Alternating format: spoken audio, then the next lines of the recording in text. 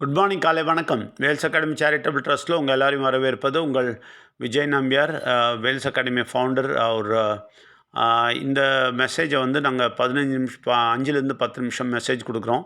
இது காலையில் mind renewal message கொடுக்குறோம். இது மைண்ட் ரினியூவல் மெசேஜ். இது mind renewal message mind renewal ப்ரோக்ராம்லேருந்து வருது. மைண்ட் ரினியூவல் ப்ரோக்ராம் 20 வருஷம் ரிசர்ச் இருந்தும் 25 வருஷம் எக்ஸ்பீரியன்ஸ் வந்து வருது. இதை தொடர்ந்து கேளுங்கள், நிச்சயமாக வெற்றி வாழ்க்கை உங்களுக்கு கிடைக்கும். தொடர்ந்து கேட்க வேண்டும், ஆழமாக கவனமாக கேட்க வேண்டும். ஞாயிற்றுக்கிழமை காலை 11லிருந்து 7 மணி வரைக்கும் நாங்கள் டைரக்ட் லைவ் செஷனும் வச்சுருக்கோம். அதிலெல்லாம் வந்துட்டுருக்கீங்க. வந்தவங்க ஆல்ரெடி வந்தவங்க டைம் கன்ஃபார்ம் பண்ணாங்க. புதுசாக வர்றவங்களும் டைம் கன்ஃபார்ம் பண்ணுங்கள். Very very important. இன்றைக்கி புதன்கிழமை ஆயிடுச்சு.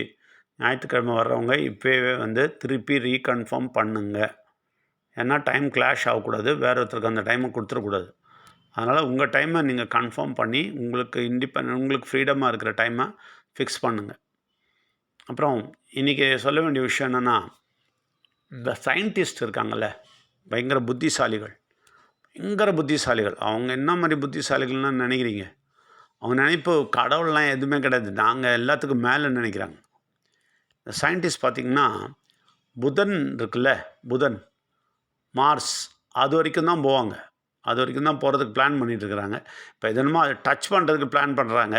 அதில் போய் தங்கிறது கூட பிளான் பண்ணுறாங்களாம். பயங்கர ஆளுங்க. இந்த மாதிரி பயங்கர மேதாவிங்க பாருங்கள். அவங்களாம் பயங்கர மூளை. அப்பா, அவங்களுக்கு கடவுளோட பெரிய மூளை. ஆனால் இன்றைக்கி காலையில் கடவுள் என்ன சொன்னார்னா, டேய், நான் அதை விட பயங்கரமான ஆளுன்னு அவங்களுக்கு தெரியாதுடா அப்படின்னாரு. அதாவது கடவுள் என்ன சொல்கிறாருன்னா, அவங்களுக்கு ஒன்றுமே தெரியாது. அதாவது மார்ஸுக்கு மேலே என்ன நடக்குதுன்னே அவங்களுக்கு தெரியாது. அதுக்கு மேலே அண்ட சராசரத்தில் என்ன நடக்குதுன்னு இவங்களால் யூகிக்க விட முடியாதுன்ட்டார். இவங்களால் யூகிக்க முடியாது.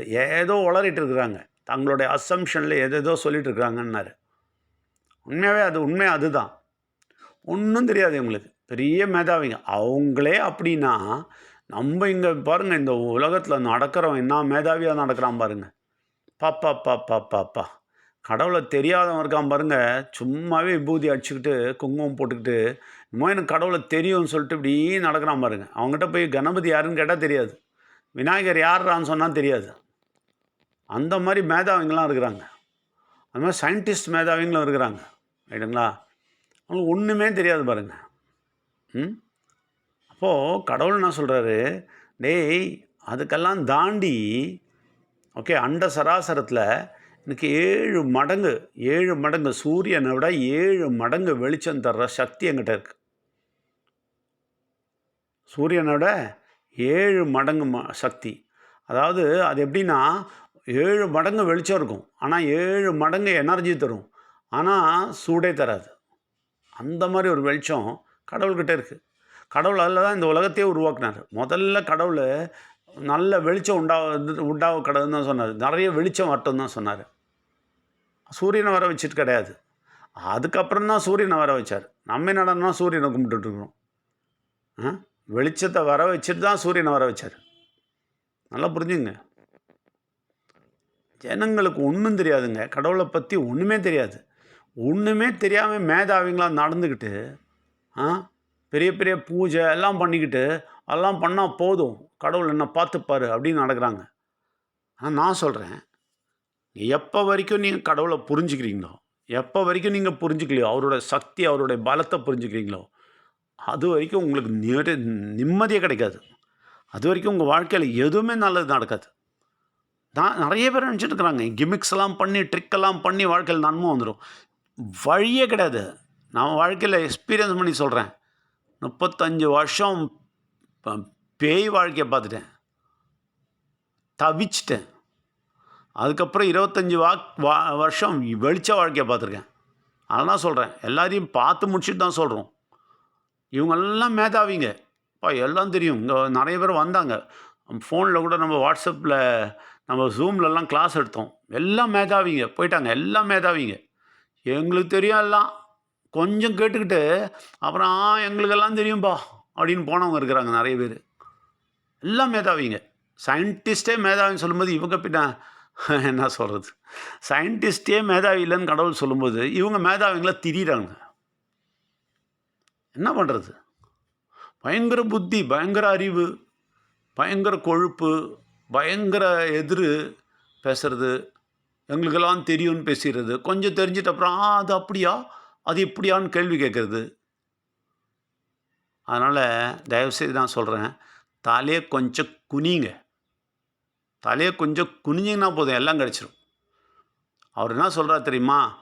அது அந்த 7 மடங்கு வெளிச்சத்தை எடுத்துகிட்டு நான் வரப்போகிறேன், நிச்சயமாக வரப்போகிறேன். திருப்பி வராரு. அதுதான் கல்கி அவதாரம் சொல்கிறோம். கல்கி அவதாரம் வரும்போது அந்த 7 மடங்கு வெளிச்சத்தை எடுத்துகிட்டு வர போகிறாரு. அதில் தான் 1000 வருஷம் வாழ போகிறாரு. 1000 வருஷம் நம்மளெல்லாம் வாழ வைக்க போகிறாரு. அந்த மாதிரியெல்லாம் நடக்க போகுது. நிறைய விஷயங்கள் இருக்குது, எதுவுமே உங்களுக்கு தெரியாதுங்க. சயின்டிஸ்ட்டுன்னு சொல்கிறவங்க, இங்கே இருக்கிற மேதாவிங்க, எதுங்களுக்கும் ஒன்றும் தெரியாது. ஆனால் எல்லாம் தெரியும்னு தெரிஞ்சுட்டு இருக்கிறாங்க. ஆனால் நான் சொல்கிறேன், நிச்சயமாக சொல்கிறேன், தலையை குனிஞ்சி நம்ம தெரிஞ்சுக்கிட்டோன்னா அவர் என்ன சொல்கிறார் தெரியுமா? இன்னொன்று, நீ கல்கி அவதாரம் வரைக்கும் வெயிட் பண்ண வேணாம். உன் வாழ்க்கையில் இப்போவே நான் அந்த 7 மடங்கு வெளிச்சத்தை கொண்டு வரேன். உனக்கு நான் 7 மடங்கு விடுதலை தரேன். நீ என்ன பிரச்சனையில் இருக்கோ அதுலேருந்து 7 மடங்கு உன்னை வெளியே கொண்டு வரேன். உனக்கு என்ன பணம் தேவையோ அதுக்கு தேவையானதை விட 7 மடங்கு அதிகமாக தரேன். உனக்கு என்ன வேதனை இருக்கோ, உனக்கு என்ன வியாதி இருக்கோ அதை விட 7 மடங்கு உன்னை குணமாக்குறேன். நமக்கு அதெல்லாம் வேணாம். நமக்கு அதெல்லாம் ஒன்றும் வேணாம். நம்ம என்ன பெரியவங்க சொன்னாங்கப்பா, அது சொன்னாங்கப்பா, இதை சொன்னாங்கப்பான்னு சொல்லிட்டு அப்படியே கஷ்டத்தை தோஞ்சி அப்படியே உட்காந்துக்கிட்டு அழுதுகிட்டே இருக்கிறதா நம்ம வேலை. எப்போ தான் திருந்த போகிறோம்? நல்லா புரிஞ்சுங்க. எப்போ தான் திருந்த போகிறோன்னு கேள்வி கேளுங்க. குனிங்க முதல்ல, கடவுள்கிட்ட குனிங்க. கடவுளே எனக்கு அந்த 7 மடங்கு வெளிச்சம் வேணும்னு சொல்லுங்கள். எனக்கு 7 மடங்கு அறிவு வேணும்னு சொல்லுங்கள். எனக்கு 7 மடங்கு பணம் வேணும்னு சொல்லுங்கள். எனக்கு 7 மடங்கு குணம் வேணும்னு சொல்லுங்கள். நான் உங்கள் முன்னால் குனிறேன்னு சொல்லுங்கள். நீங்கள் தான் எல்லாம் சொல்லுங்கள். நான் மேதாவின்னு தெரிய மாட்டேன்னு சொல்லுங்கள். அதிலே கடவுள் சந்தோஷப்பட்டுருவார். நீங்கள் தேங்காய், பழம், மாங்காய், அபிஷேகம் எதுவும் செய்வானா, எல்லாம் போய் செய்கிறானுங்க பாருங்கள். என்னென்னமோ செய்கிறானுங்க. ஆனால் தலை மட்டும் பயங்கர கர்வம் முடிச்சு வச்சிட்ருக்கிறானுங்க. குனிய மாட்டாங்க. அதனால் தயவு செய்து குனியுங்கள். அவருடைய அந்த 7 மடங்கு வெளிச்சம் வரணும்னு ஆசைப்படுங்க.